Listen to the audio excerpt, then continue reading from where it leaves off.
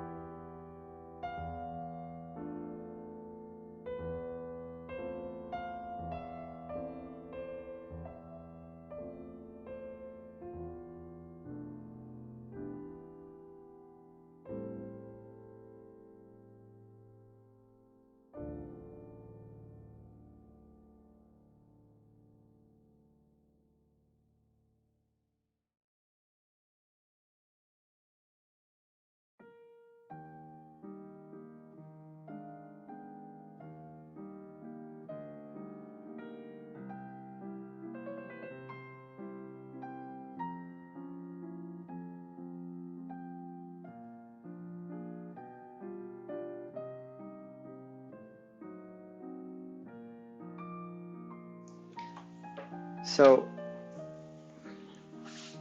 I'd otherwise, if I was working on a project like this, particularly where I've bothered to take things down to the kit level, I'd wait until the parts come in. But you're going to be probably the last to hear. But we're packing up the workshop, and we will be entirely online from January onward until we get unpacked in a new city where we're going to be setting up a bit of a different life than we live today. Maybe a little warmer. We're in New England, and we've just gone through the snow. Okay, so getting back to it, here's my diagram, here's my chassis, and let's get things sorted out. Okay, so it looks like these down here, those are for the controls, so that would be the one that goes like that. I wonder if I can do this so you can see it. Oh yeah, okay, I can. There's those holes, that must be it.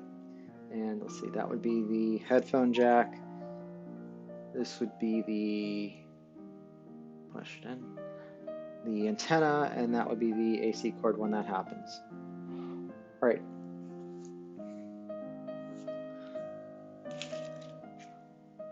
Now I'm gonna bring up the manual behind me, so I do, you know, sometimes when you're doing these kind of follow along with the instructions, if you're not careful, that he's like, okay, I'll just follow the picture and put it together. You know what it is? It's like IKEA. That's what it is. If you don't follow those instructions, there's sometimes a little trick, and then you find, oh, I've gotten this far, but actually I needed to put that pin J in at that other time, but not now. And that's not going to go together. Now I have to take it completely apart. Start over again. So okay, let's avoid that. Let's see if I can save myself the trouble. So that 440 hardware, I pre-bagged and put them together. So they come out like grape nuts. Just, where can I put them? I'll put them offside. You're not going to see that. But off over here, it's a bunch of screws. All right.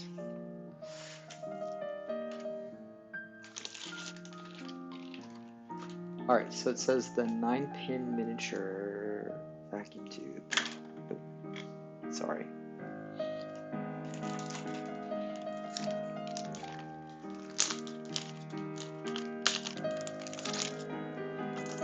There's some sockets. Wow, I did a really nice job cleaning them up.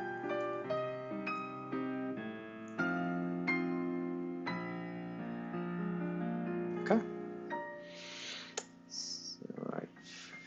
Okay, so the diagram says that on the outside is the screw, on the inside is the lock washer and the nut. That's my 9-pin socket. That'll be going there. So offside. Just take my sets apart. There we go.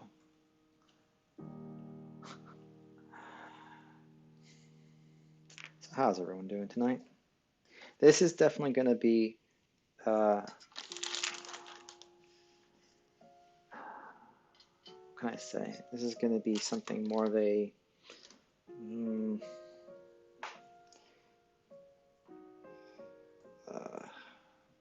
that's not enough. I guess something like watching Bob Ross painting. Let's see if we can get some happy little trees tonight. Put my screws, hold them like so. Screws go through. These are new screws from the hardware store. And where's my favorite? How, you know, if there's anything I can recommend tonight is, you know, aside from cosmetic tweezers, just at some point get yourself some really good, strong fine tweezers. I have an Excelta number 2. I don't think I actually bought them. I think I got it as part of a set of soldering tools from an estate. But these things, I have done such bad, mean, nasty things to these tweezers, and they're still going. They still line up. So happy. In fact, I had an emergency with one of the birds, one of our pet parrots, and this tweezers came in and saved the day. Okay, just honestly. All right, there we go. Get good tweezers. Get not a lot. You don't have to buy a special tool for everything, but I think of all special tools, good tweezers do the job. Yeah, I'm learning as I'm going with you guys. I'm gonna get an appreciation for what it was like to build one of these kits back then. Because I'm already feeling a number of things. One is this is a very fiddly kit to put together. It says, okay, just put the screws. Well, now I gotta hold the screw somehow. So you can see why. Now, if I had a nut, I could use a nut driver. I have the nut driver for this, but I need to thread it on. And maybe there's a better technique to it. But, okay, that's good. And how can I show you the other part? Okay, get my screwdriver. Hold the screw. I noticed with this, let me just show. So I'm about to turn the screw, and if you didn't have something like a nut driver hold the nut, of course this is going to turn in place. But maybe that's just round, or maybe it'll stop it. I don't know. It's rather tight fit, so I don't want to use a nut driver. Right, helps there. Oh, not bad. Okay, you know that lock washer lets me cinch down without having to struggle too much. There we go. Yep. There we go. Look at that. Back in the chassis. Wow. That is neat. It really is. And then this chassis cleaned up nicely. And again, thanks to Mike analogdial.com, the fellow that I showed the website in the first part. But yeah, after I saw that, I had to do this too. It's like, this is really neat. This chassis is just about like new after the cleaning. Okay, there's a lot of work to do today. Let's get to it. All right, so it says install the 7-pin miniature sockets. That's one there and another one in the other position. Oh shoot. I made a mistake. I went too fast. You know what I did? I didn't look to see what orientation it was supposed to be. Oopsie doopsies. Okay, so for me, I'm looking at the diagram where the open side where the tube is. So if you look at the top, there's positions all around except for one spot here. So I need that to orient in a certain way. If I'm looking at it like this, let's see, I don't know, like this. I need the open position to be off this side. And no, it's not. It's backwards. Shoot. I'm glad we found that out before I started soldering. All right. It's all right. We haven't gotten too far. These are happy little accidents, right? We're learning. We're learning where the... You know, I'm sure... Oh, yeah, you know what? I'm sure, I was going to say, I'm sure the manual would be good if it had it. But yeah, right there. If you read the manual, observing the position between the pins on the socket. Thanks. All right, you did put it there and I didn't read it, so my mistake.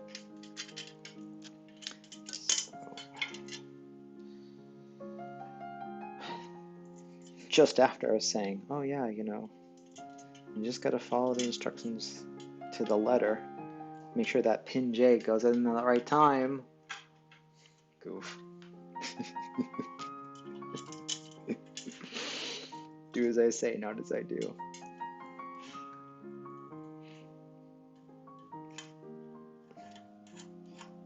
Okay. Are we back? Is this where we're supposed to be, right? Getting that feeling. There we go. Cinched up with the flat. Okay, look at that. Now, there's the diagram. It says the open position should be this way, and there it is. Cool. What should the other ones be? So that open position was that way. For my other tube sockets, let's see, that's that way. And is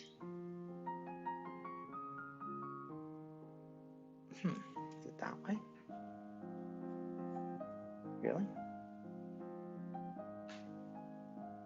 All right. Let's give it a shot. Down, like so.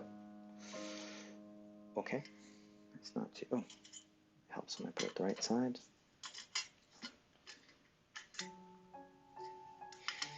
Has anyone had the experience of someone working, watching them work? You know, right beside them. It's like your IQ at least drops, 50 points when you're being watched. I think, at least mine does.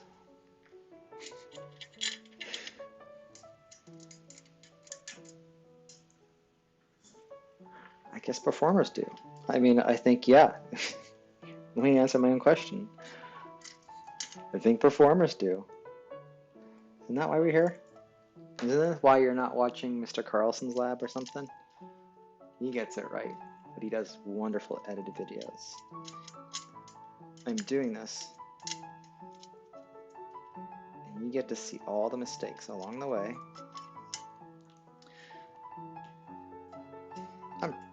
I'm sure he doesn't make a lot of mistakes. Seems a rather sharp guy. Not in my own way. But you get to see all the oopsies as we go. Isn't that fun? I think so. Got this screwdriver in box brew. I love these little gift screws. There's always something they fit perfectly. Just like I said, if there's anything to collect, besides getting yourself a good set of tweezers, is get every flathead screwdriver type you can, wherever they come from. There's always some screw that it fits perfectly.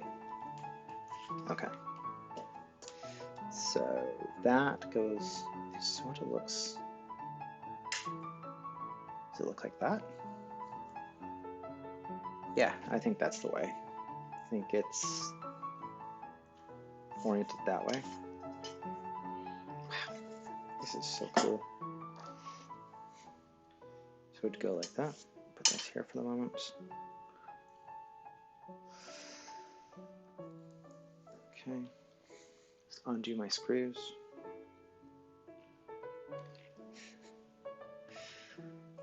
All right, let's do that again. Like so, like so. That slot faces that way. Open positions that way. Put my screw in. And right. I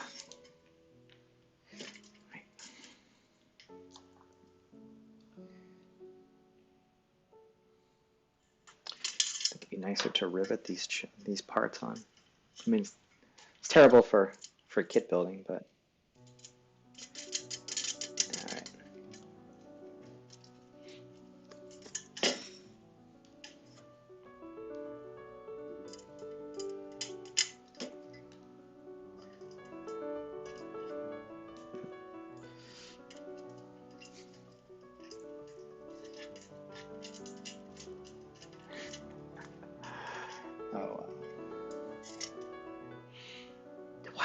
is freaking awesome. I've worked on old radios for a long time, and many kit radios and pieces of test equipment, hi-fi, all that sort. But this, wow, I'm literally having an experience someone could have had when they bought this kit in the 1960s. Just going together, I'm following the instructions, I'm messing up along the way. It's so much fun. Okay, so I got the 2 sockets done, and now we're going to mount the 6 lug terminal post AA at AA. Okay, what the heck's AA? Let's see. AA. It's over here. Okay. 6 terminal post. I'm gonna go digging through the mixed. Yeah, going through the Chex Mix right now. Sorry.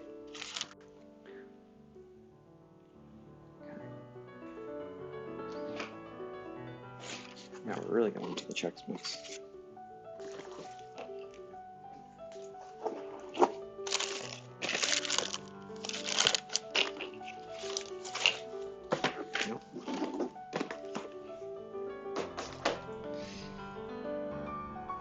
Aha! There we go. And actually, this bag has multiple of these, all the strips. 1, 2, 3, 4, 5, 6. That's our one. That's our strip. All right, what's holding that on? 440 hardware. Some of the grape nuts. Sorry. All right, AA. So if I look at it this way, yeah. Let me get you a bench cookie. Okay, more bench cookies. I want you to see, but I don't want to blow your eyes out. How about that? I think that looks good. All right, let's get to it. So AA is this set of holes either here and here. All right. And the strip goes down like this. Very good.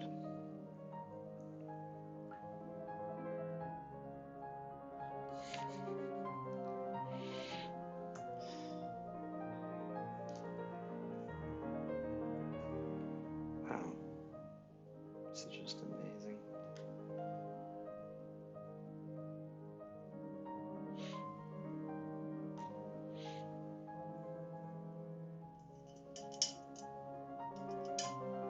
I don't know if I would put it together like this, except for you guys. I'd have my face in there, and I'd just be, oops. Wasn't there some sort of trick? Yeah, wasn't there some sort of trick you could use a piece of rubber hose to kind of thread on nuts like that? I remember something like that. It might have been from some old Heath kit assembly. You had to get a nut like way down in something.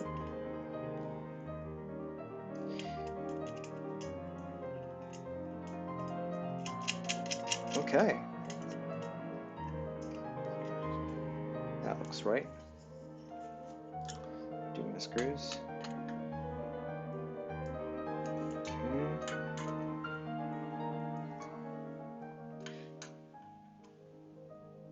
I always look for the fun. Wouldn't it be hilarious after all this care that something dramatic happened? That would be kind of neat. I was like, oh no, it doesn't work. Oh no, I've let the smoke out of one of the transformers. All right, but no, we're gonna be careful and see what we can make sure we set ourselves up for success. Okay, so I'm looking for number 5, using 440 hardware, mount the 2-lug terminal BB at BB. 2 terminals, huh? That must be that one. It is. Oh, there it is. BB's right here.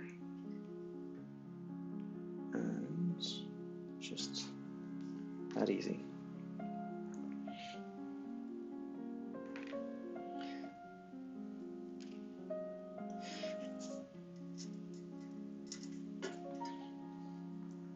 So as I undid this kit down to its pieces, right? So you have tube sockets, strips, and bits of cut wire. Made me think a little bit about how a kit like this came about. Inexpensive, relatively inexpensive electronic components. Maybe even manufactured in the area. Not necessarily, but mostly.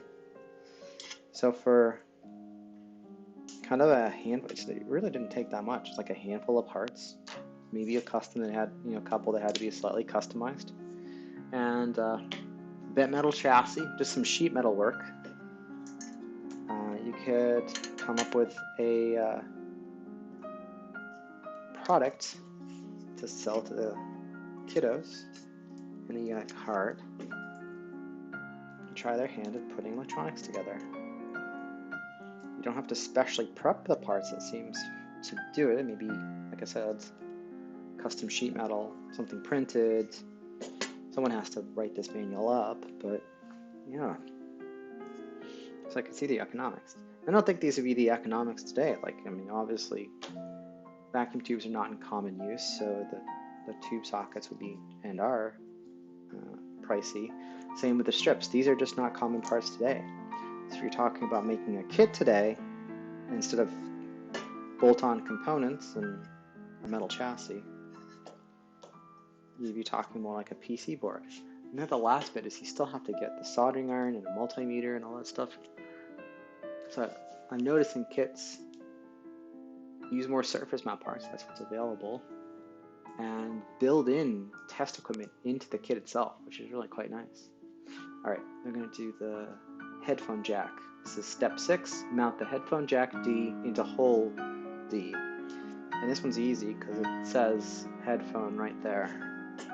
All right, that's the easy part. Now, where did I put it? It is here. You?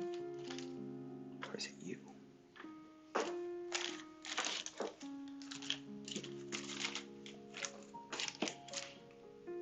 There we go. So this headphone jack has a number of parts with it. Not only is it, so this, let me just do this. There's the nut, there's a washer, there's an insulating washer, here's an insulating step washer, and then that's the jack.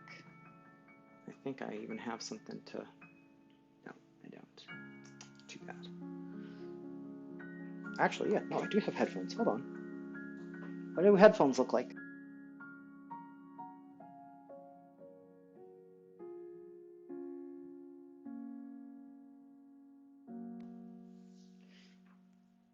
Here's a headphone jack. In fact, here's the vintage headphones that came with the radio. Check those suckers out. Right? So that just goes like so. And in fact, you can see the action. The tip rides onto the detent, making electrical contact, but it also disconnects this contact here, this little middle piece of metal. So that's actually acting as a switch to turn the speaker, or disconnect the speaker on the radio, so you can use headphones and not just have one walking in the background. All right, I'm going to follow the diagram right here. So let's see, we have the headphone jack. Let's see, it's right over there. And that gets the shoulder washer. There. It goes something like that. On the outside, get this. So they must be using the washer to insulate the jack from the chassis. I think the chassis is, it's not a hot chassis, but it's not to be grounded and not entirely electrically the safest. Alright, just finger tight to start with. I think I might want to come back and adjust that when I start wiring. I wonder if it should be going more like, you know, something like that, so the wires can lead down here. I think it might be something like that. We'll start. Okay.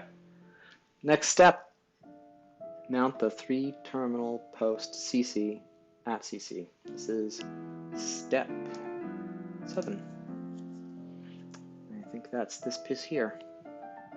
CC. So CC is about here. All right. And that's going to mount down like so. Like that. 2 tabs here, 1 tab there. Okay, yep, that'll be fine. So another thing I'll show you. Those are hockey pucks. As I said, I'm in the middle of packing up a house to move to another part of the country, and I now suddenly have all these hockey pucks. Now the hockey pucks, they essentially act as these very strong furniture pads. I use them for, you know, it'd be great to put the part on. Use them as these high-strength, waterproof, slick pads. So I used them on the base of a tall filing cabinet I had in the office. And the office is down on a slab floor. So here you go. So I wanted to make sure that there wouldn't be moisture trapped between it and the floor. And they worked quite nicely at doing that. Did it for, I think I had these at the old house. So they did it, they've been doing their work for years and years and years and years. I don't get that rusty bottom at the bottom of the filing cabinet. And similarly, I also used it for the, there we go. Oh boy, this thing's so shiny. Yeah, so I used it for use to just kind of prop any furniture. I didn't want to have moisture problems from contact with the slab. And they're going to come with me. Still going to do their job. And great. Also, it's great for kind of doing things like setting up for the show. All right, next piece. We're going to mount the antenna post E. That also comes in multiple parts. There's a soldering lug that we'll need to add. So here's the antenna post. Right there. And get that number 10 lug. Where are you?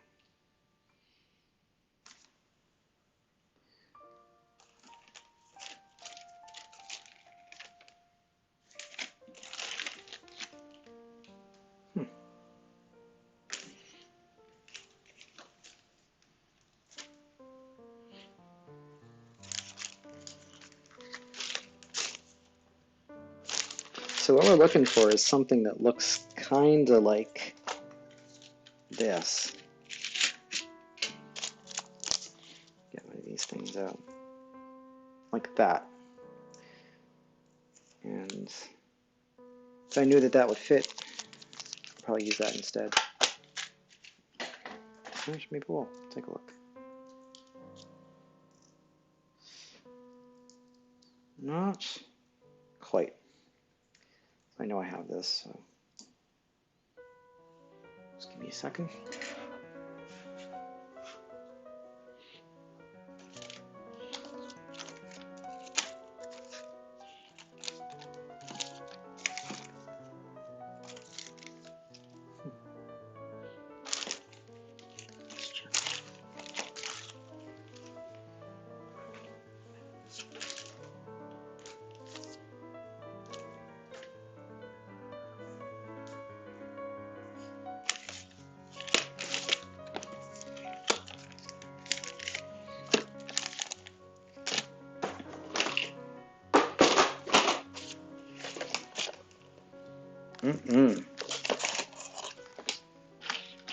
How did we end up here? We were so careful.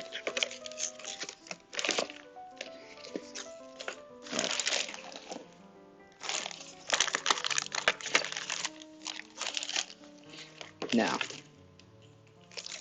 if I don't find it in the next few moments, I'm just going to say, well, what I'm going to do off camera after the show is over is put in a really good search for it, because I know I have it. Also, we're not wiring today, so that should help. But this is where, just like with the IKEA, going through the list will only help you in the long run. Very good. And put it in. So again, we have the insulated washer involved.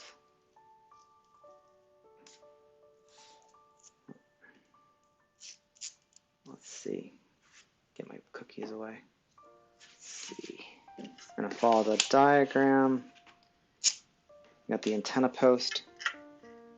That should fit. Yeah, that fits the hole.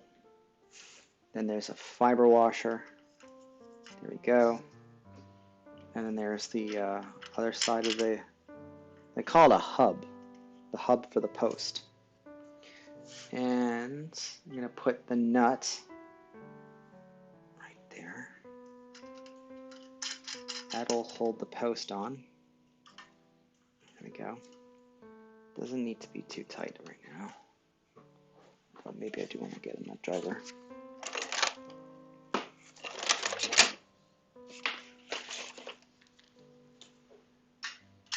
Not quite.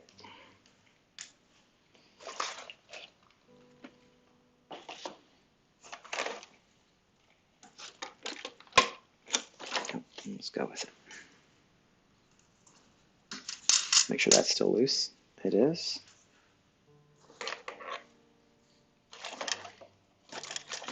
So I'm going to do off screen is just tighten this up. I can't really do that right here. So there we go. It goes off to Magic Land where I tighten the nut. And there we go. That's a tight nut. Okay. So one more. There we go. There it is. So what would be going on is the solder lug, a lock washer, and nut. So that would be going here. Lock washer and nut. As I said, somewhere in this kit. And I'll probably find it towards the end of the stream. The 10 sized one is around. Just not right here right now.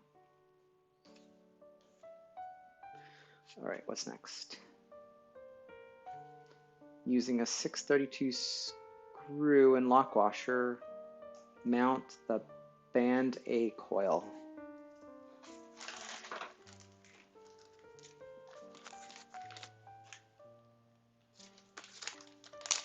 There we go. Individually wrapped and cleaned. I don't know which one's which though. And let's see, B coil.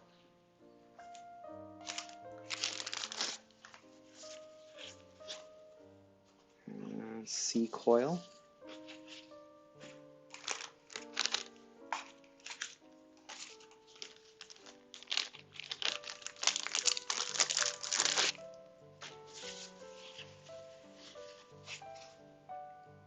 coil. So here's a thing to look at. Put this aside. Look at these coils. So that's D coil. That is, okay, there we go. That's A coil. B coil. And the C. So we're going to go through these anyway. C coil. Right there. So the thing I notice is the type and density of windings. The A coil is going to be the lowest frequency. Lowest frequency is going to demand a high inductance and likely a high capacitance to make a tuned circuit that resonates at those lower frequencies. And so we see there's quite a bit of coil here. Actually, there's multiple layers of coil. And then there's below that the tickler. This is the main tuning coil. This is the part that feeds positively back into the circuit and creates the regeneration action. B coil is just above A coil frequencies. And it has a lot of wire, but it's all one layer going down. That should be then a higher in frequency, but not by much. And then again, there's that little tickler coil that feeds the energy back and creates the regeneration. Here we have, let's see, this is backwards. Less wire, denser, higher frequency, and then finally all the way up to even 32 megahertz. This coil that's using a larger, maybe 22 gauge, 20 gauge wire here, open spacing, tighter spacing, more winding, even more winding. So many windings, it's up in multiple levels. So the inductance is higher here, lower here. This operates at a lower frequency, and that's at a higher frequency. All right, great. Now let's actually put it together.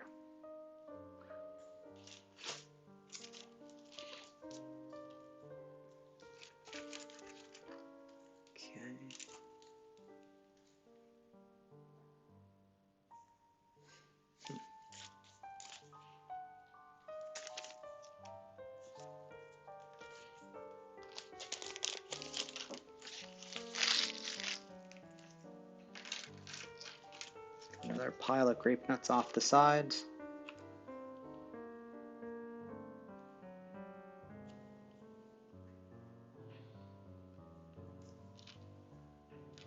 So this says a 632 screw and a 6 lock washer. So I'm going to take these and try it with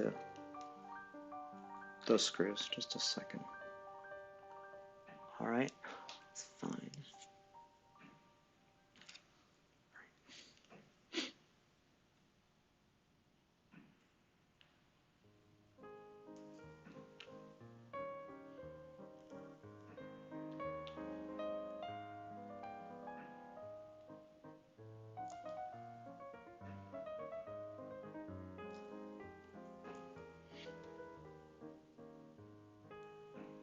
All right.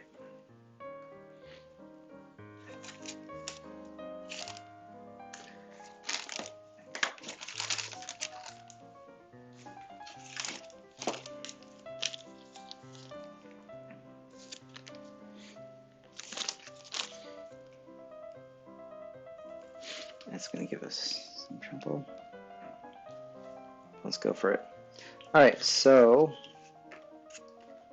let's see if I'm looking at it this way. A coil is right.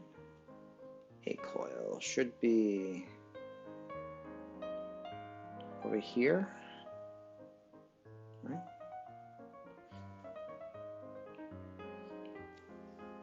There it is. Okay. So I need to go there. And let me see. So it says use a 632 screw and a number 6 lock washer. I am looking for where these lock washers go on the coils. Let's see it at DD. Maybe they don't need lock washers. So no one ever asked that.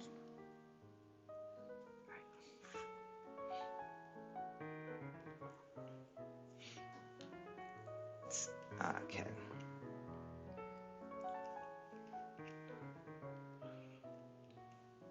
The top? Let's see. No, it did use lock washers. Right, both sides. Right. So what I'm doing is looking at the hole and where this coil did go before. And I see some marking. So this is like a characteristic marking whenever you have a lock washer. This is where the teeth of the lock washer grab in. Let me get that here. Yeah, like so. They make a repeating but spaced mark around the hole. So I see that there. But, geez, is that where it's supposed to go?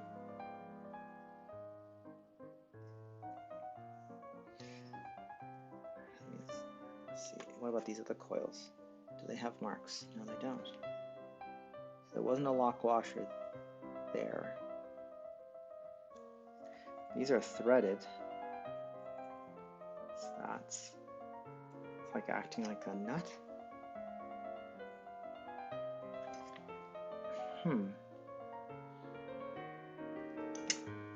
Okay. Is there another pictorial? Hold on. Let me show you.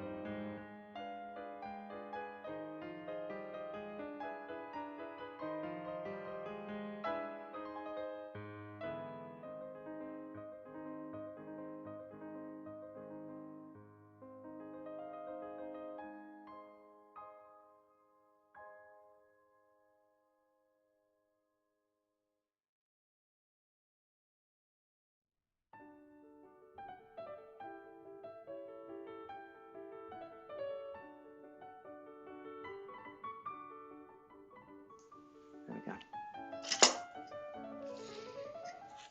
Alright, a coil.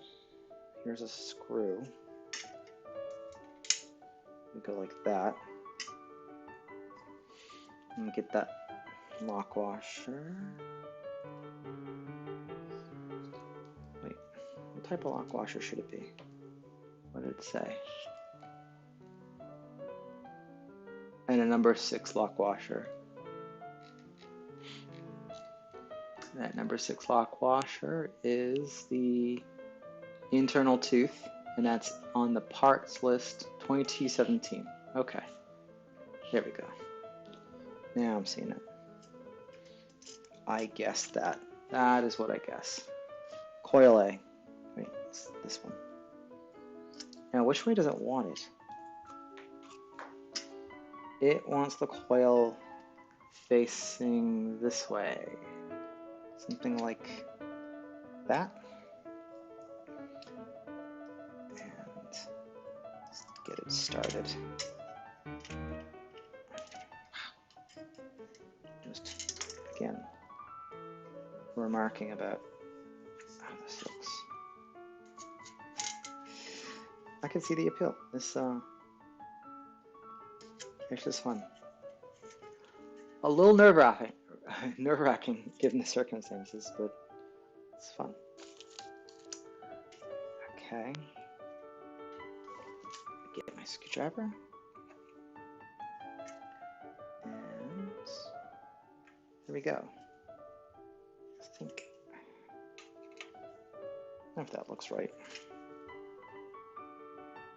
It's kind of feels right. Okay. Something like that. Okay, so next coil is B coil. All right. And buttons. Where are you?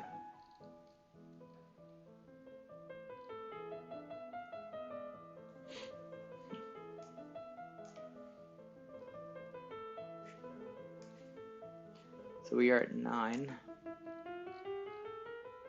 and then 10. Oh, that's interesting. So it just says, I'm looking at instruction 9, we mounted the A coil. All right, that's okay. So instruction 10, now observe figure 1, which shows the mounting of the loudspeaker and the band spread capacitor. So now we're just completely leaving the chassis. I'm putting that in a safe place, and we're going to do some stuff with the front panel. Okay. You're the boss. Here we go. So, observe the picture. I'm gonna hold it like it's in the picture. So that looks like it's like that, it's face down, and we're gonna mount the loudspeaker. Okay. You know, I'm noticing this. There's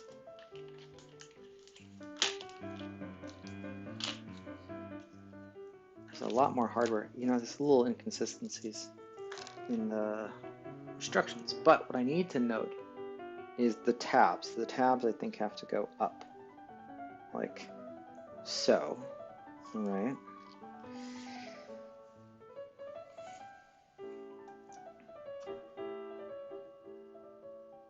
And those don't fit. And they're 4s. Shoot. All right. I bought 6s. That was a mistake. You have to forgive me, I'm a lot more organized typically. But we're in the, as I said, moving house. Right. Need to be these long enough. Put that aside. There's the screw. And there's the nut. Okay. Lock washer, a nut, and then offside a nut driver will happen. So right there. Let's do more.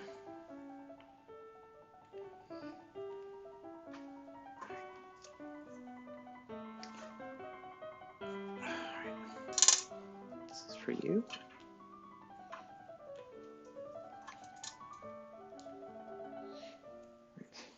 No washer on the outside, just ahead the screw, and I'm going to do it carefully so don't scratch up my vintage panel.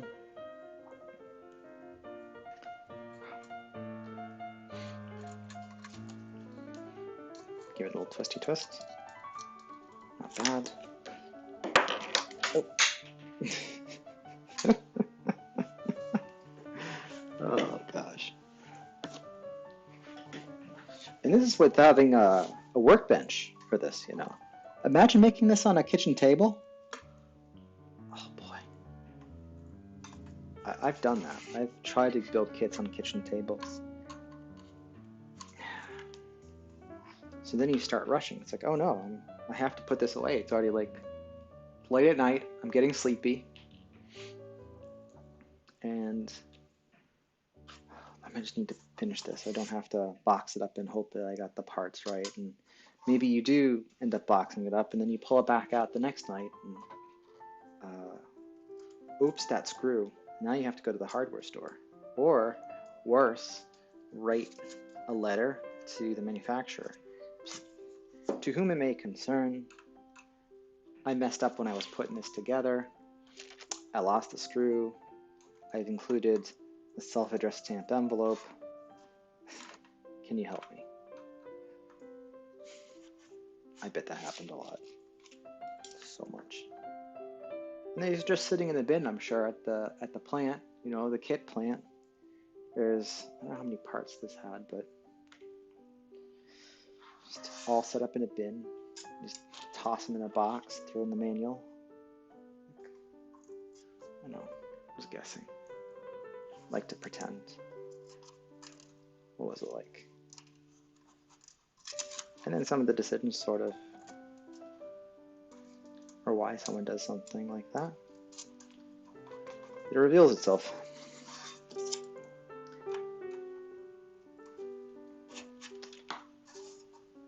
Right there.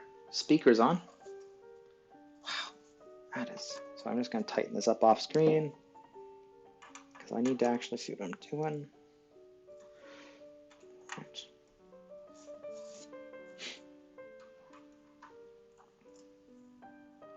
I don't have a cold.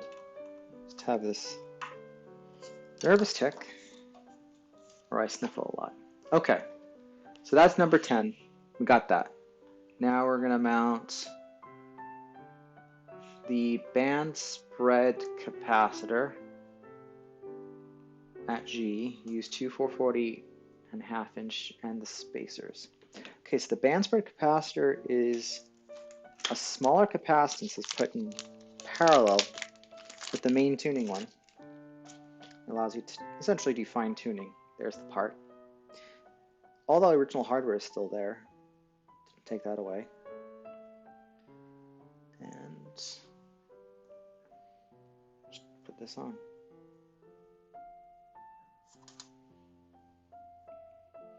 This is going to be neat. There we go. Alright.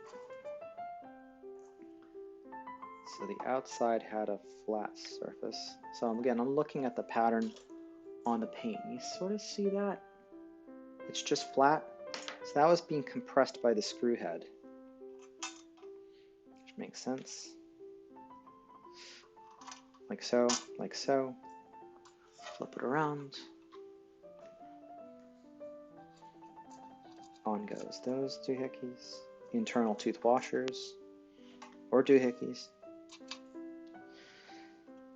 Alright. Now which way? I'm looking at the manual and it says the orientation should be where it,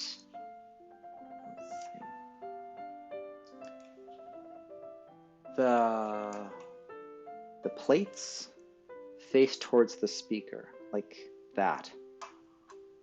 Okay. So, twisty twist. And a twisty twist.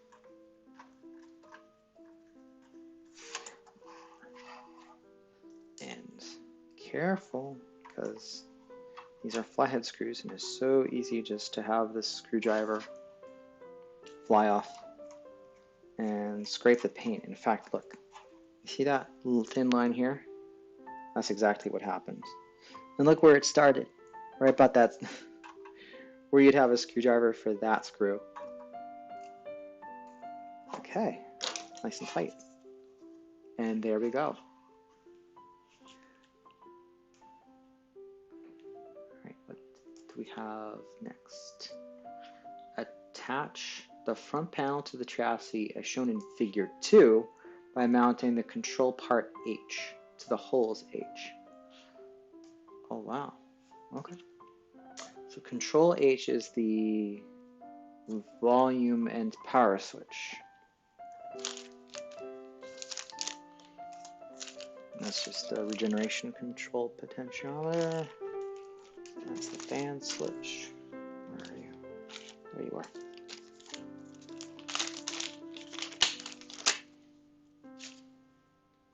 That part. So that part's going to essentially bolt the two pieces together, the chassis and the front panel. So this thing is going to start to stand on its own. All right. Where did I put my sainted chassis? There we go. There's my chassis. So it's going to go together.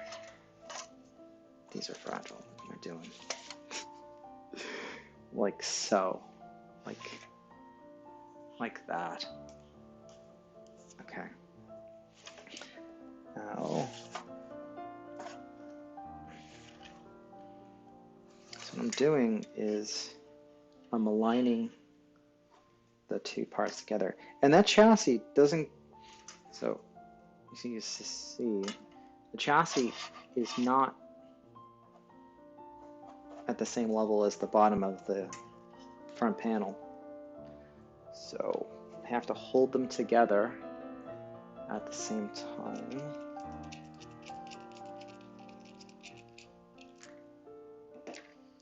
All right. There's the pot. There's the nut.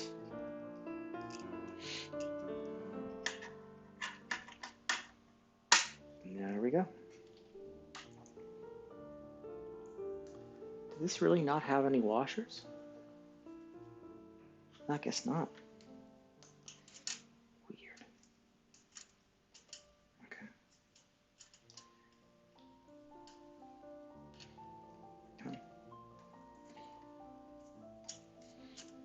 Oh, there's hardly any space for a washer anyway. Yeah. Let's take a look at that. Yeah, oh, I see the problem. Okay, so what's going to have to happen, and I'm sure they talked about it in the instructions, and make sure that the holes line up with the front plate before tightening the nut. There's a locating tab.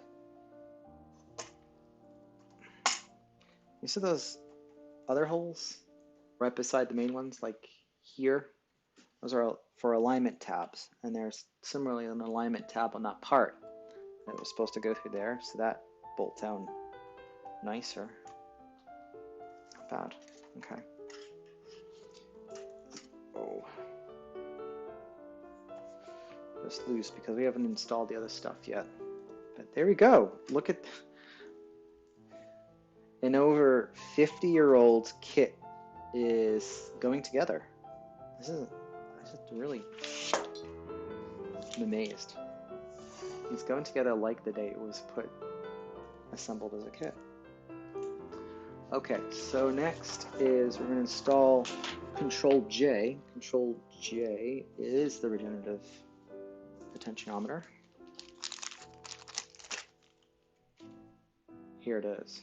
So one by one, we'll install these controls, and they're going to essentially bolt the front panel on. So I got to make sure to catch that alignment tab.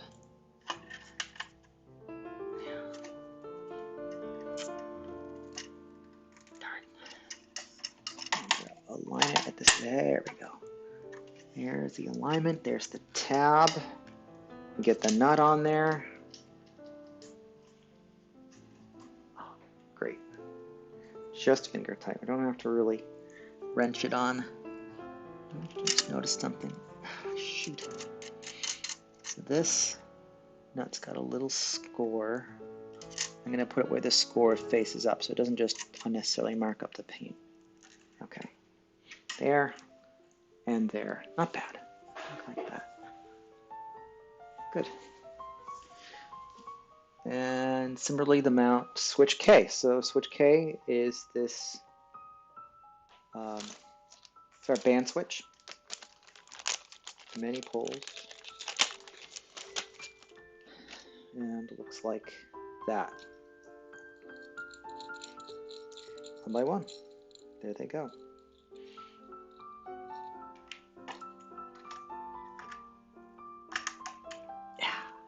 Here we are.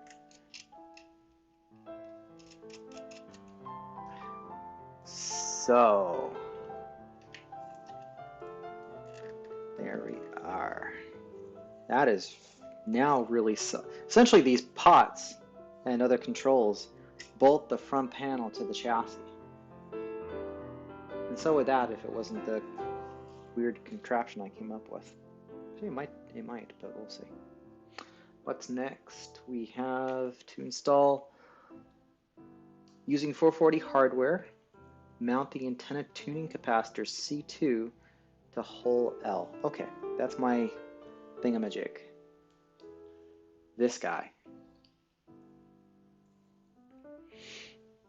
So, one thing that's unfortunately not working well with this adapter is that when you order these polyvericans from Mike's Electronic Parts, I should put up a link, which I will. You get a machined aluminum standoff and a M2.6 screw to bolt it on. That whole setup, combined with how that polyverican has to mount on the chassis, makes the shaft a bit short. So what I've ordered and should be coming in that kit of stuff is some longer standoffs and 2.6 screws. And that should sort it out. But we'll put this on there, and by the next stream, all these little problems will be sorted out, and you'll get to see the excitement of wiring this together. All right. So we're going to put that there. 2 screws go through. Here and here. Now, these screws you see, the kind of bluish tinge, they're just some inexpensive, I have to do this off screen, apologies. They're inexpensive 440 and 632 screws from the hardware store. I would prefer, they're nice screws, but I don't want to buy a box of 100. So, and maybe let's come up with some rationale. Let's say, well, the original kit was made of relatively inexpensive parts. I mean, heck, this capacitor I'm replacing was made out of a converted trimmer. It should have never been used for the purpose it was, but it was. So there we go. So what you saw off the side was seeing bupkis. This is terrible video production, but maybe the new place will sort that out. And where do we have? There's that polyverican installed, and we'll be soldering to those pads there. There's the screws, and on the front it doesn't look very different from the original, although this shaft does need to get longer. Okay, so next we're going to hit number 16. Now observe the pictorial again using 632 and screws. Mount coil, band B coil at EE. So I need to look back at my own. It's EE. So EE is by the terminal post, the one with 3 lugs, and that coil is going to be facing this way on the chassis if we look at it like this. So now it's going to get harder to show. So bench cookie time. Here we go. So my terminal strips here, band coil B. Here.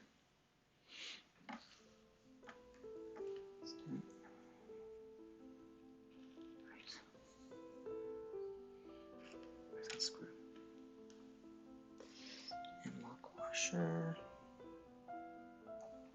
I think that lock washer really does need to be on the inside. Okay. Where is it? Where are you?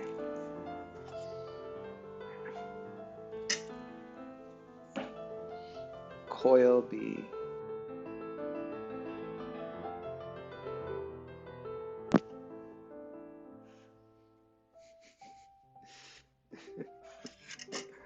Okay, there we go. It's gonna go here.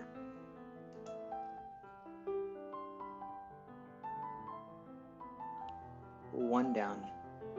It's gonna go here. Okay.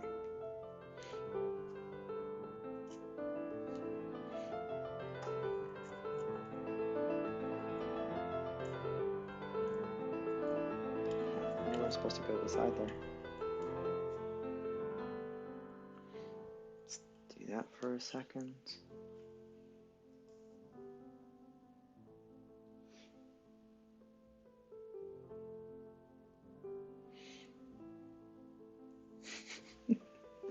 Okay.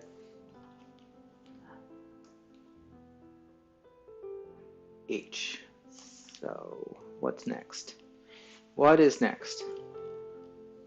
We've got the B and then coil D and then coil C. All right. So D is all the way down here. And that's actually the reason we had to go with the polyvarican, was to make room. And even then, it's still going to look pretty close. So C coil, D coil, that's that high band.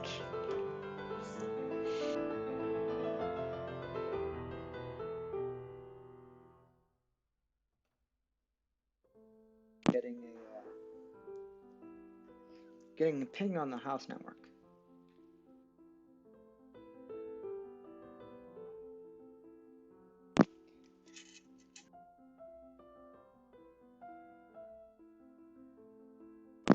Moment of truth, how does it fit? So that coil has to fit. Just a second.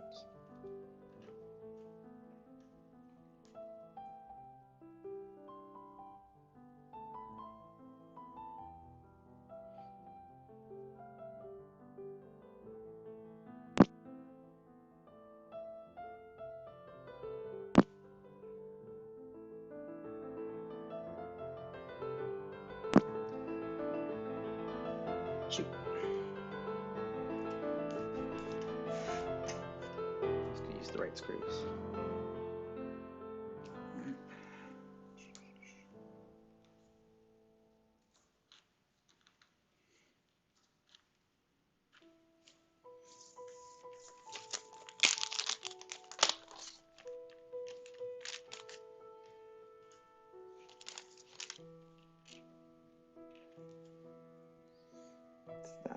Okay, there we go. All right. So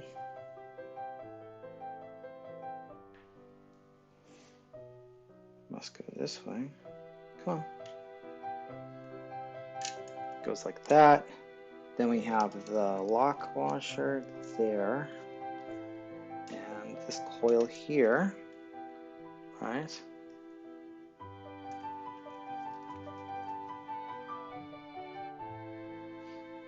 Okay.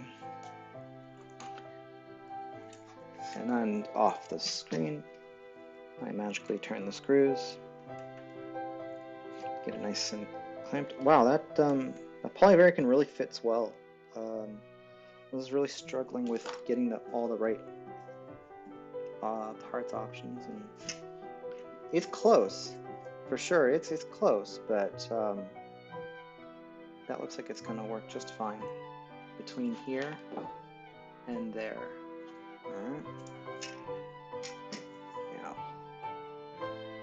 The coil's a little loose on there, but that's okay. Yeah, I just said to go ahead and finish the install. So we got one more coil. It's going to go in this position here. In fact, you can sort of see the mark. There's still a little bit of wax where the wax of the coil had gotten on there.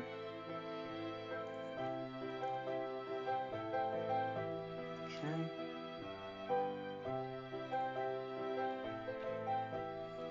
Let's do this. So off screen, doing that video production, because I want to show the other parts. Through a nut and a coil. And when I drop this down, you're going to see magically that there are 4 band coils, and they're just about ready to go. Okay, there we go. Look at that. That chassis is really shaping up. Look at all those parts. And I think the next part's going to be working some stuff on the top. Let's take a look. Yeah. Now observe figure 3. We're looking at instruction 19. Loosen the set screw on the insulating shaft, something, something, something. And slide it on the main tuning capacitor. Okay. So we're going to prepare some stuff for the main tuning capacitor, which mounts. Let's see. Here, here, and here. Like there.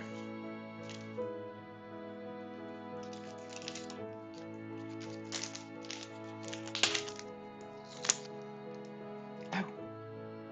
I didn't realize it was there the whole time. Those lugs I was looking for. I'll fix that in a second. So it says pre-install the shaft. There we go. Twisty twist with the screwdriver. There we are. So that's going to mount here on standoffs. Let's get to that part.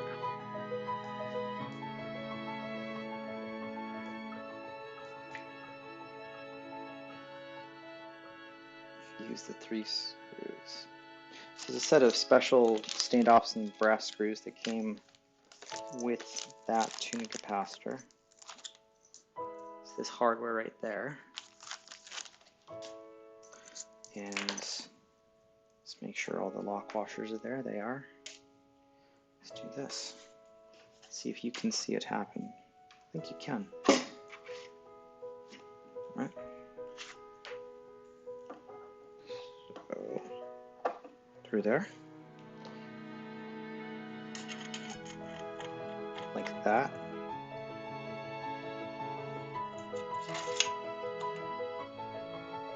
So the way I'm doing it's just way harder than this would be so much easier if I did it the other way. But then you wouldn't get to see anything. And actually, speaking of seeing something, let me test that.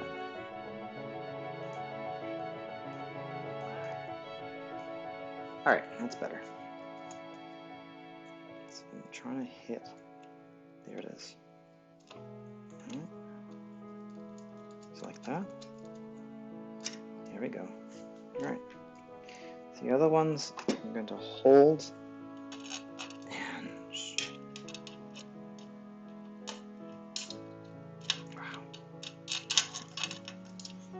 Like that. Turn my screwdriver. Want to see if it aligns. Nope. Yes, it does. One more.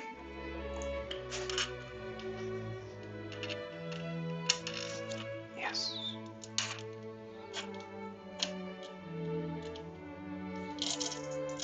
And there we go.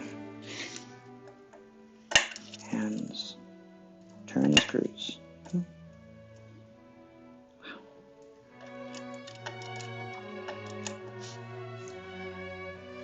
Oop. You probably saw better than I did. It was like, that's not going to go in. Like, I'm pretty sure it's supposed to go on straight, right?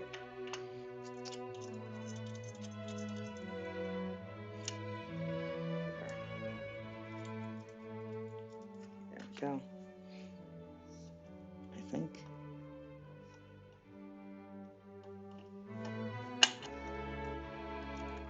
Yep, that's it. That's the ticket. Yep. And there. Okay. That part is bolted on. Whew. Wow, it really is coming together. So neat. All right, so next is the transformer. This is the audio transformer. I'm gonna just pull down the music on the back. It's all right. There we go.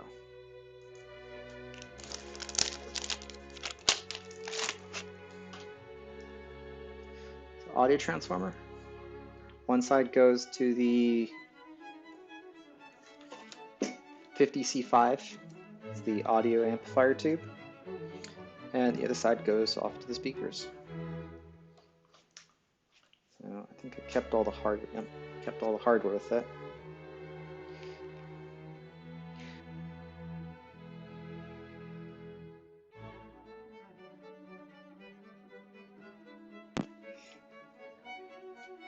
So what are we listening to? So my viewer, do feel free to get and like and subscribe on YouTube. But that is classical music for reading, Mozart, Chopin, Debussy, and Tchaikovsky.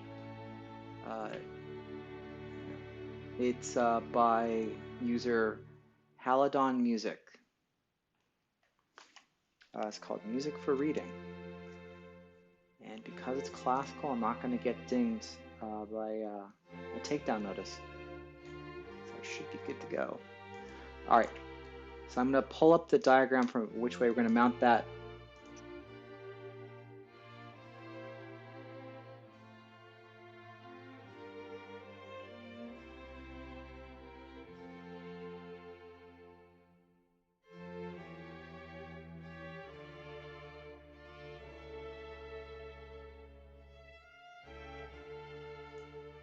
With the long leads going out this way, I think they should. Let's take a look at the instructions again. Feed the red and blue leads of the output transformer through hole N, and the black leads through M. Okay, so red and blue out of N. Which one's N?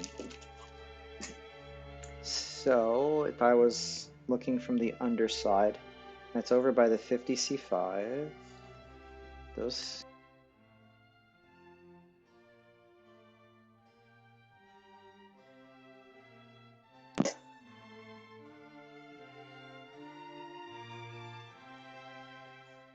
Right there.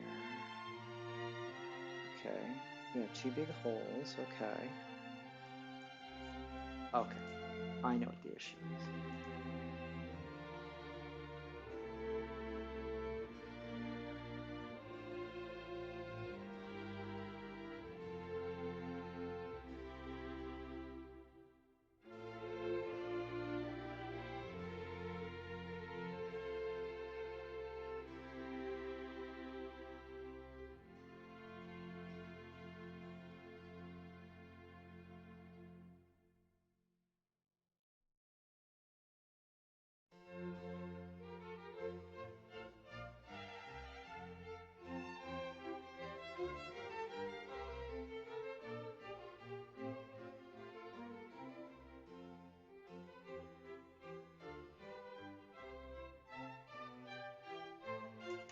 Like that.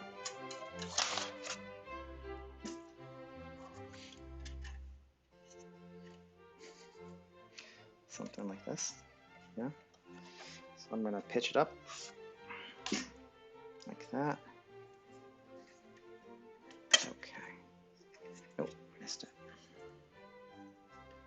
There we go.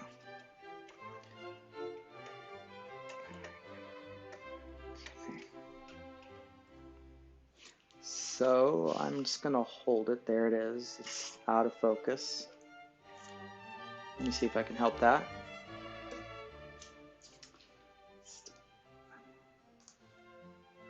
Oh.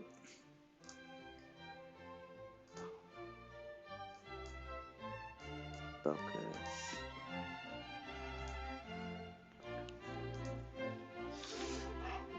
There we go. No.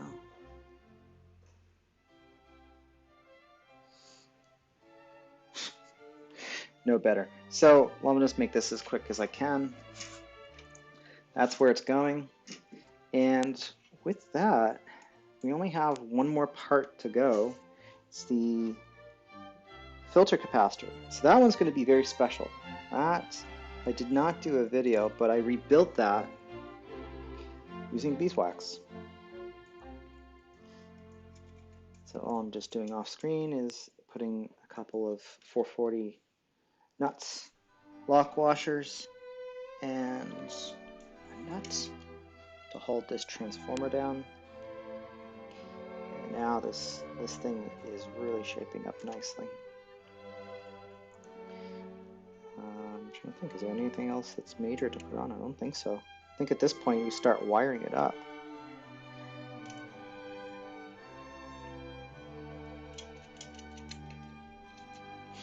Okay. There we go.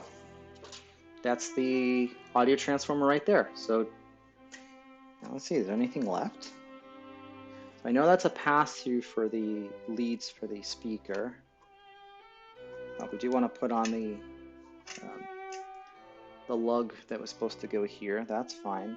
AC cord goes here later. And then underneath, is there any more?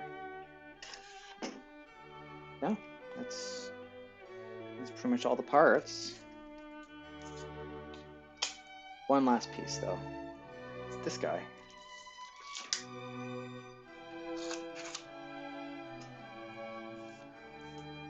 There it is.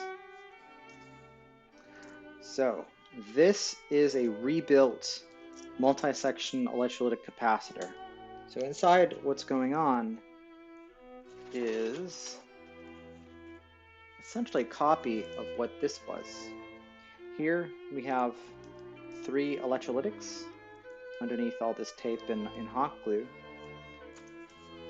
This was the original multi-section. There's a video I did very early on that showed what the guts of a multi-section capacitor looks like. And this is pretty well trodden territory in folks who restore old radios, but it's common and should be possible to heat this up. And I heated mine up in a nice low oven, and that worked nice, and it didn't smell too bad. I don't typically do that, but I took a chance and it worked out quite nicely. It didn't smell.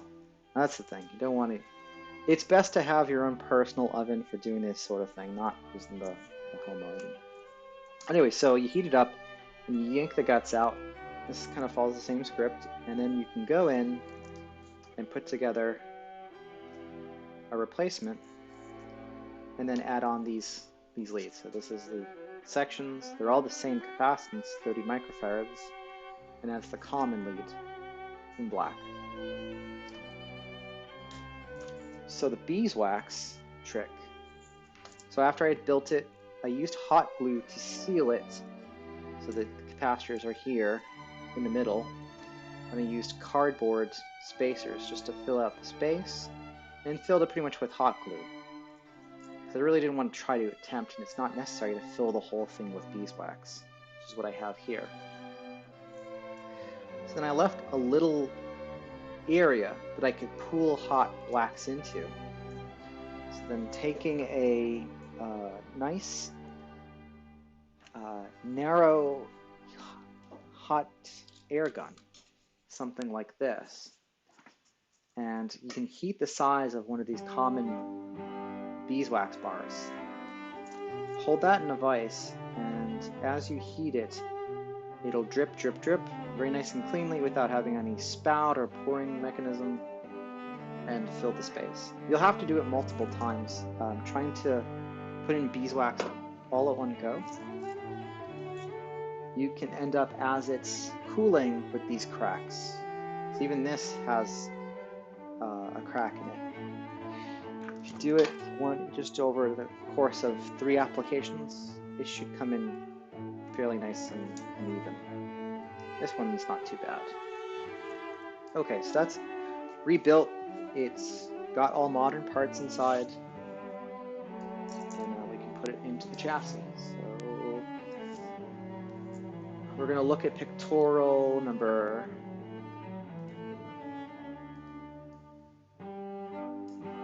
2, number 3. Which pictorial? Maybe it's number 4. Okay, yeah. The next pictorial. So that part goes here, and that wiring is going to happen around here, so let's do that.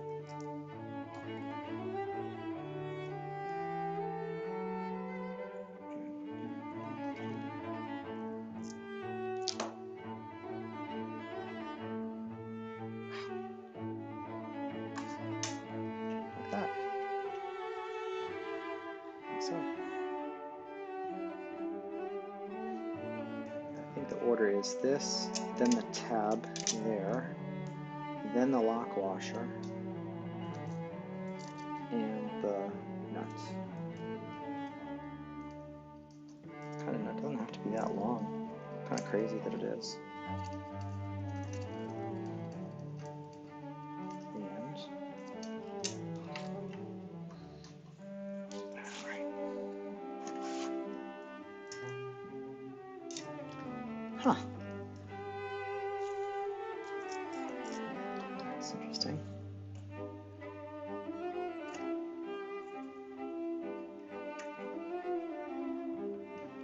Okay, there we go. Just twist it, and yeah, that's about it.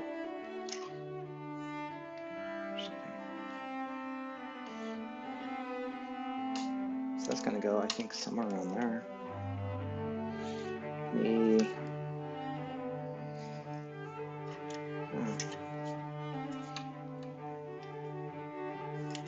Let's see if I can just tuck it under there. Yep, that's not bad. And there we go. It's gonna go to circuits all around there. And I'm gonna get my bench cookie. Let's prop this up.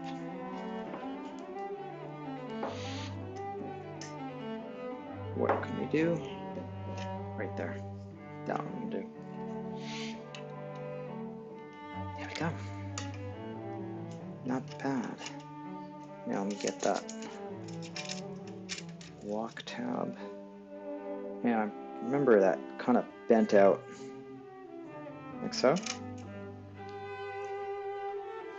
I missed something because I wasn't reading carefully. There's supposed to be a terminal strip here. So, did I miss that? I may have. Where are we? Here. Yeah, I did. Not only that, I missed. Look at figure 3. I missed a ground lug as well. Well, darn. I can fix that though. We haven't soldered anything. No dramatics. That would be, that's the ground. And that's supposed to go at F. So the one that is here, F is the one that's closest to the chassis. Right? This one here. Ground lug. Okay.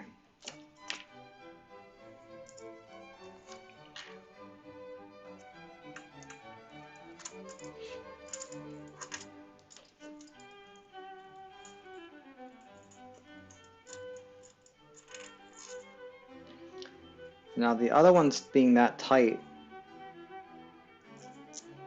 there shouldn't be any issue with that standoff staying in place. I don't have to get too worried. I'm concerned it's going to fall out and I'll have to start over again. Just nice and light. I don't exactly know where it wants to be. Towards here. If I follow the pictorial, something like that. Nice and tight. And there should be a terminal strip. It should be here. Yep, that is.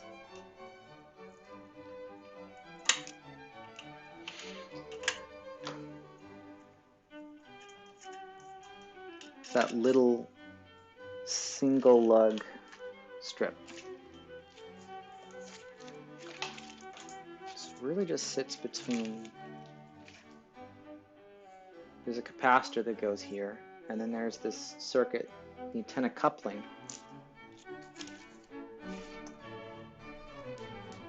So it just kind of stands in between.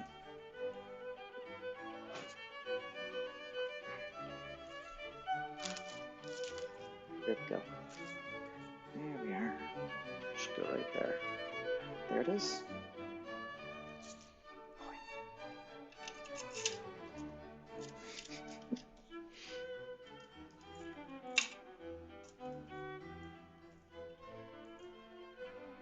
Face out, something like that. I think it's right call. Okay. What else? Is that it? Is that all the assembly? The mechanical assembly of the chassis is now completed. So I'm in instruction number 22. We've now mounted all the hardware on the chassis. Look at that. So,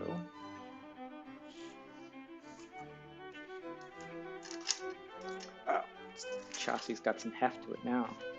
Those are all the parts. Everything's ready and rearing to go for the next steps. Sweet. Now,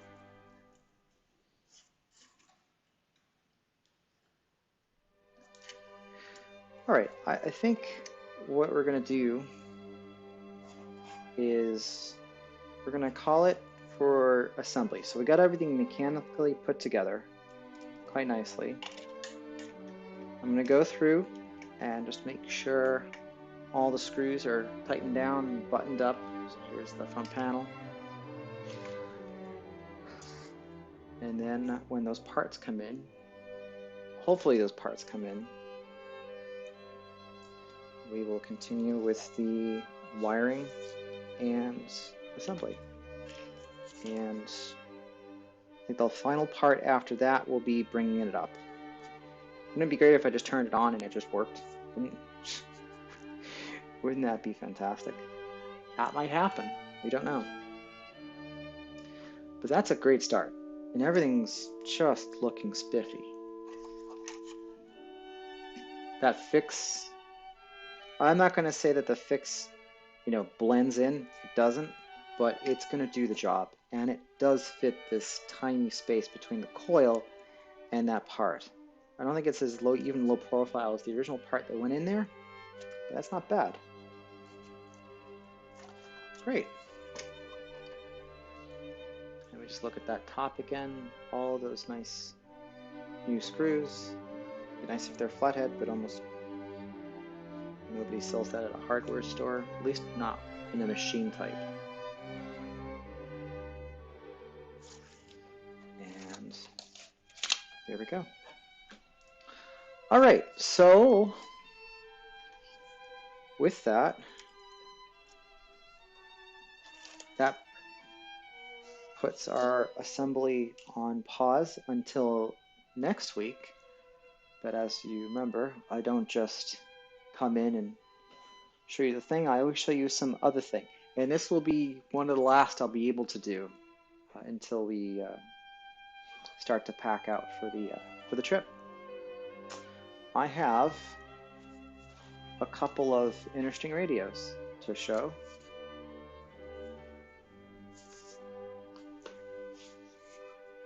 Little transistor radios. Now, neither of them have been used very much, nor restored. I'll show you some of the things that happen as these things age. Let's start with this one. This is the Orion's 2-transistor Boys radio. So, what's a boys radio? Why don't the girls get a radio? That's too bad. What they turned to boys radio was a really simple radio receiver. Most transistor radios, or what's called super heterodyne, which is what the architecture of most radio receivers was until even the late 90s. I think everything's now just really software, but there's a simpler scheme that's used here, and with that it only has two transistors, one here, a tiny metal can there, and a metal can here. So really all that's done is that essentially this part is almost like a crystal radio with a little built-in amplifier. And in fact there should be a little diode.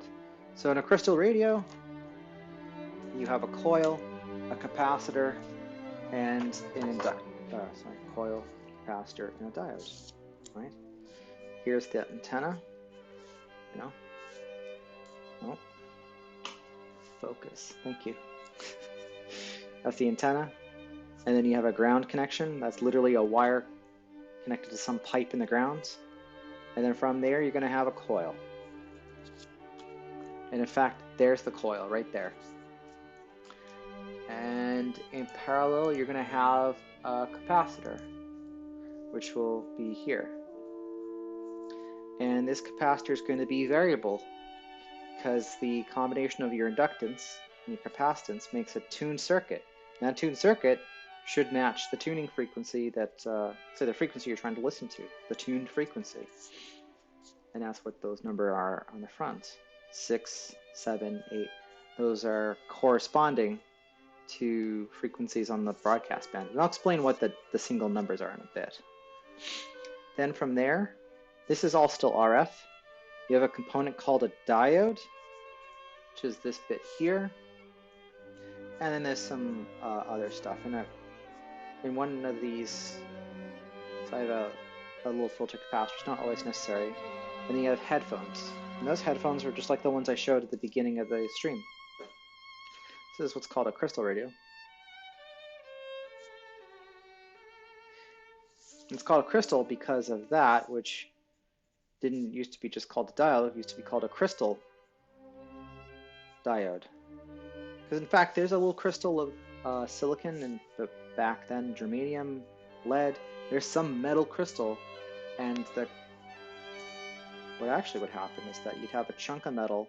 Here's a crystal, and if you put a little pokey bit of wire, a little pin there, this would form a diode. And what the diode does is act like an electronic valve, only lets currents go in one way.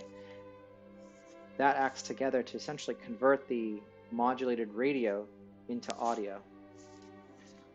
All right, so in addition to that, they've added a little amplifier here, and then a further amplifier for getting what's still a very small signal. So these special headphones had to be very sensitive, but they added an additional amplifier so you could even run a speaker, which requires more power than you can drive into a tiny earphone. But I think it does have an earphone jack right here. So if you just used earphone, you could probably just have one transistor, or maybe not at all. So I think I have a 9-volt battery. I would put it in. Let me just actually do that with a power supply.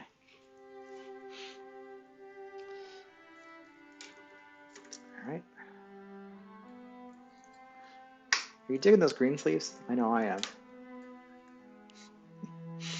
All right, that's 9.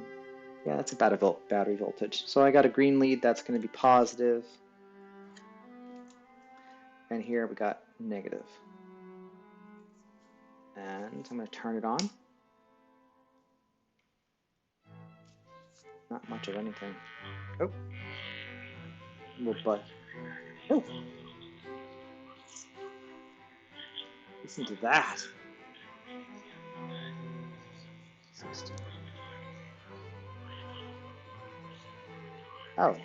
It doesn't matter what tune frequency you have. Wow. Oh. It's not $40,000. You're gonna take out $65,000. All right. Just to pay the taxes, and then have All right, that's kind of interesting.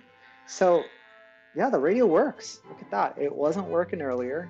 I think I ran some contact here in this volume control pod, and it seems to have gotten better since then. I did have to Mark says that it's too cheap to buy brand. actually put my hand on the coil to get it to get enough signal. This little whip doesn't do it very much. If I have to try to come up with something, it would probably be on a Okay. day-to-day basis. Not bad. All right, disconnect that.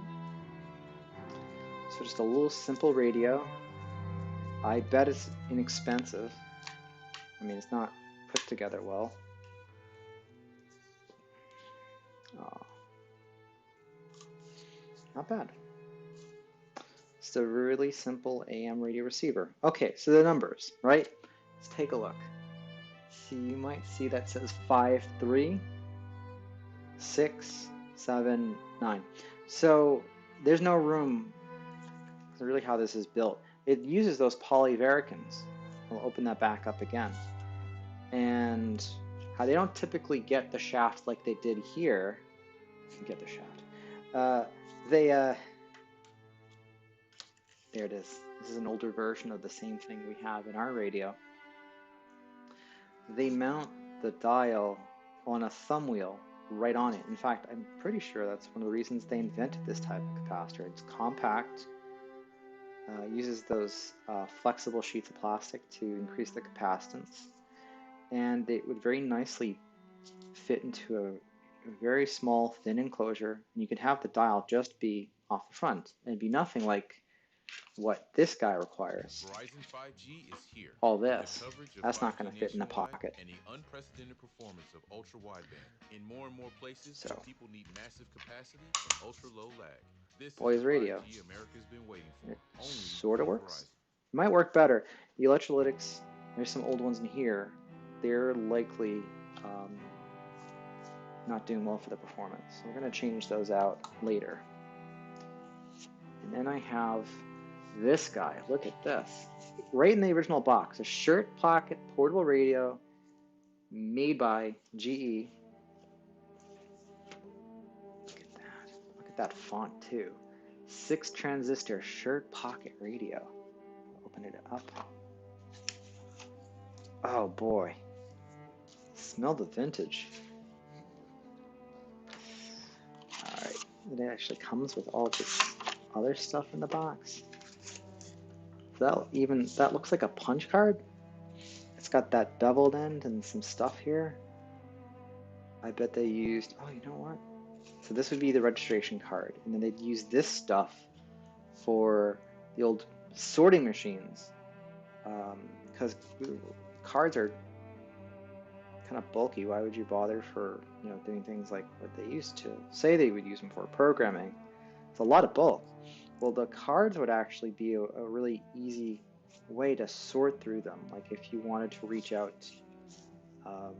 figure out all the owners of this radio in New York, maybe there's something with this code would help you run it through the machine and sort the cards for the folks in New York with that, and I don't know, probably send them a free offer. I don't know, something like that. We got the instructions. How to use. Turn the radio on by turning the volume control on the right side of the cabinet downward, and then on and on and on. If you return your radio to the factory for service under the terms of the warranty, your radio will be repaired and returned to you immediately, no charge. If the period has expired, enclose a check or money order for $6. I wonder how much this thing costs. Is that one of those things where it's so close to how much it costs you wouldn't bother? I don't know. So look at this kind of chintzy, thin plastic. Look at that. It's this really thin kind of vinyl material with an embossed pattern. I'm trying to think. I've seen material like this before. I don't know what to describe it as. All right, pulled it out of his case. All transistor. Wait, does that say all transistor? Okay. All transistor all the time. Not bad. It's golden dial. There's the pointer. You can actually see. So the pointer only goes one way, but that mark for it also goes here as well. So I already know that this case has gotten some damage. The little retention loop here is broken off. I think everything else is there. Let me take the guts out. Boom. Oh, all right. So this thing has some interesting stuff. First of all, you can see there's a lot more going on. It has, as I said, 6 transistors. Let me see. 1, where are they? 2, 3. That is a bigger one than the others. 4, and there must be 2 more underneath there. Maybe I missed that one. There's quite a bit going on though. So there's that coil. So that coil, and it's like with the same with the boys radio. That coil has this black material. That material is called ferrite, and ferrite kind of acts the same way that plastic in the capacitor does.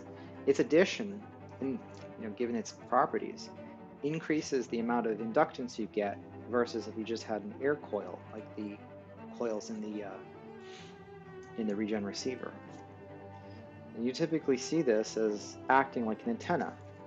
In fact, it is an antenna. Essentially, it's a coil with open ends, and if you orient it to, I believe it's be inline. Please don't quote me on that. But if it's inline, then with the direction the radio transmitter is, then you get the best signal out of it. So there's both the main tuning inductor, but also the main antenna input inductor, but also kind of a directional antenna. This is the polyvarican that's used in this radio. It almost looks exactly the same, doesn't it? I mean, it has the same, here's the shouldered tuning shaft. There's those 2 small M2.6 screws. I bet if I took one of those, you know what, let's try it. So this is, I think, late 50s, early 60s. This screw, that part in here is made in the last few years. Let's see if it fits. Hey, look at that. It's the same M2.6 screw.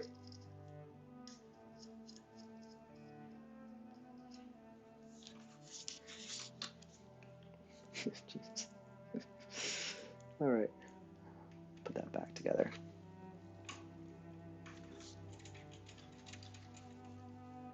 And hold it for now. So a couple other things are these shielded metal cans.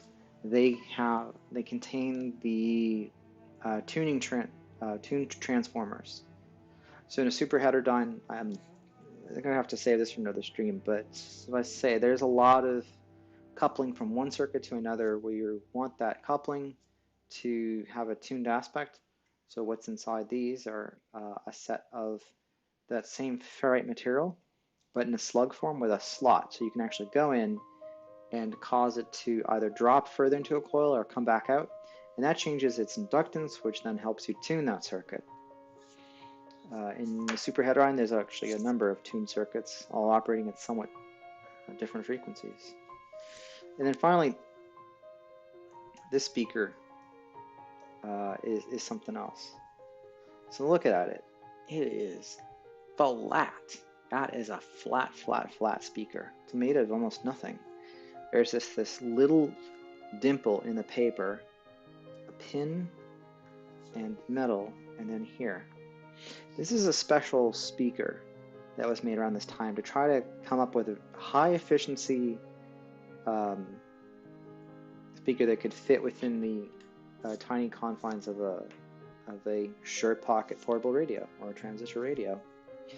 So this is quite different from the speaker we saw on the chassis, which is right here. It's quite, it is larger, but there are smaller ones, but they're built just about the same. There's some cone that has some actual depth to it, and then a permanent magnet that sits right below. in this speaker, that's all a little built very differently. So there's no cone. It's really a pinned piece of ribbed paper. So this is what's called a reed speaker. So there's a structure in here where the output drives a coil which moves a reed. That reed is coupled to this thin sheet of paper like this, and that makes a very high efficiency speaker. In fact, that's how speakers were made in the first radio receivers you could get at home. And what they've done is essentially reuse that to make a very, very low profile, high efficiency speaker. Let's see if it actually runs. So I'm going to go off camera, put this back together. I hope that got that right. Yeah, that looks right. So I'm going to do the same trick with the battery. I packed up all my batteries. So there. And there, like that. Very careful, like so. And then off we go. Not bad. There you are. Cutting edge technology. Thank you. Okay. 6681. That's 800 401. So this is just coming off of signal that's picked up on that far right antenna. Huh.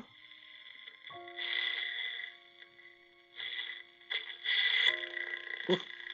Getting some interference.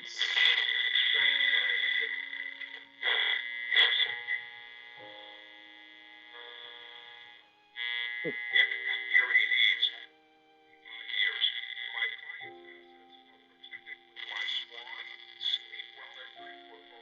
Okay, that works too. These are... So while these electronics do suffer from similar problems to the tube radio, like, I mean, essentially this radio is not too far in vintage from this one here, they have less components that can go wrong, but certainly they do still have those components. These do have electrolytic capacitors. They are smaller. They just have to operate of 9 volts and less.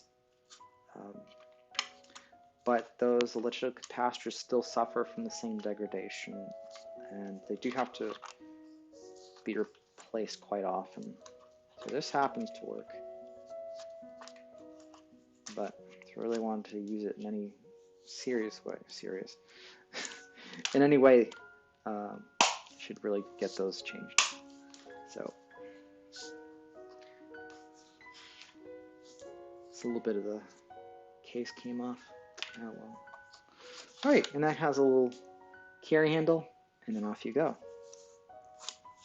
All right, well, so tonight we